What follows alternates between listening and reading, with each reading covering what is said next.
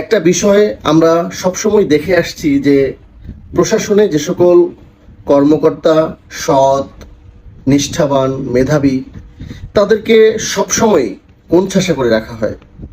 এটা সকল সরকারের আমলেই ঘটে।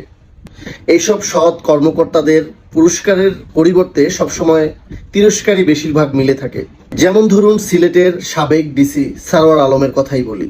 একজন জেলা প্রশাসক হিসেবে সারোয়ার আলম অসাধারণ দক্ষতার পরিচয় দিয়েছে।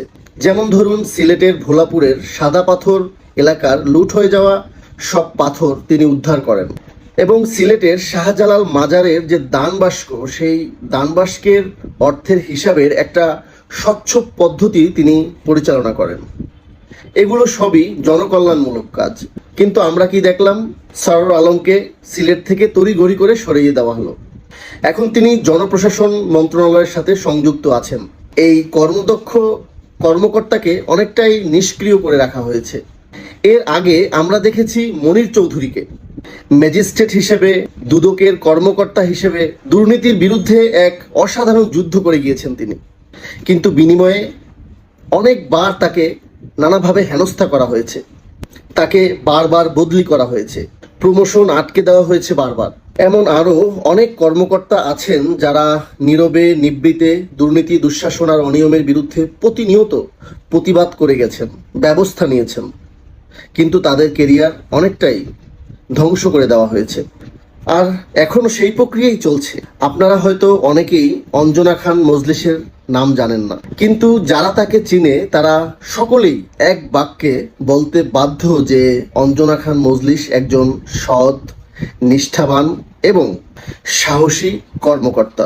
আওয়ামী লীগের চরম এক নায়কতন্ত্র শাসন ব্যবস্থার সময় তিনি চাঁদপুরের ডিসি ছিলেন। সে সময় চাঁদপুরের একজন নারী মন্ত্রী ডক্টর দীপুমণি তার সাঙ্গপাঙ্গ আত্মীয় স্বজন মিলে চাঁদপুরের বালু, মাটি, জমি সবকিছুই লুটপাট করে যাচ্ছিল। এমন কথাও শোনা যায় যে চাঁদপুর বিশ্ববিদ্যালয়ের জমি কেলেঙ্কারির সাথে জড়িত ছিল দীপুমণির ভাই ডক্টর টিপু। আর মেঘনার বালু লুটের সাথে জড়িত ছিল দীপুমণির ঘনিষ্ঠ সহযোগী বালুখেকো সেলিম চেয়ারম্যান ও আরও কয়েকজন ব্যক্তি। সে সময় এই অন্যায়ের বিরুদ্ধে দাঁড়িয়েছিল চাঁদপুরের তৎকালীন ডিসি অঞ্জনা খান মজলিস। অঞ্জনা খান মজলিস এখন পিডিবির অর্থ বিষয়ক সদস্য। তিনি সম্প্রতি কিছু ইন্ডিপেন্ডেন্ট পাওয়ার প্রডিউসারের বিরুদ্ধে অবৈধভাবে ক্যাপাসিটি চার্জের নামে বিপুল অর্থ লুটপাটের বিরুদ্ধে ব্যবস্থা নেন।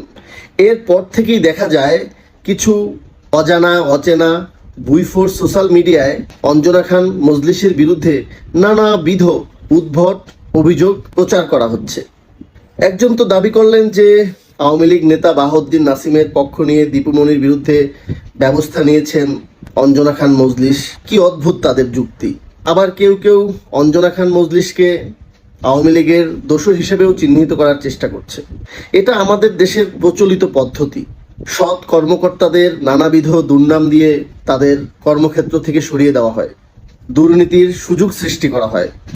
অঞ্জনা খান মজলিসের ব্যাপারেও সেটাই ঘটছে হয়তো। ক্যাপাসিটি চার্জের নামে টাকা পয়সা লুটপাট করার জন্যই হয়তো অঞ্জনা খান মজলিসের বিরুদ্ধে এ সকল অপতৎপরতা চালিয়ে তাকে সরিয়ে দেওয়ার চেষ্টা করা হচ্ছে। সেই সাথে যোগ দিয়েছে দীপুমণির সাঙ্গপাঙ্গরা। হয়তো তাকে সরিয়ে দেওয়া হবে, তবে জনগণের উচিত হবে এ সকল সৎ, যোগ্য, নিষ্ঠাবান, দেশপ্রেমিক কর্মকর্তাদের পাশে দাঁড়ানো। সেই অনুভূতি থেকেই আজকে ভিডিওটা করা। আসুন আমরা সবাই অঞ্জনা খান মজলিসের মতো যত সৎ, নিষ্ঠাবান, দেশপ্রেমিক আমলাতন্ত্রের কর্মকর্তারা আছে বিনা দ্বিধায় তাদের পাশে দাঁড়াই এবং তাদের সাহস দেই যে আপনারা সৎ পথে অবিচল থাকুন এবং বাংলাদেশের স্বার্থকে বড় করে দেখুন। আশা করি দর্শক আপনারাও বাংলাদেশের এ সকল সৎ, নিষ্ঠাবান, মেধাবী, দেশপ্রেমিক কর্মকর্তাদের পাশে থাকবেন। ধন্যবাদ।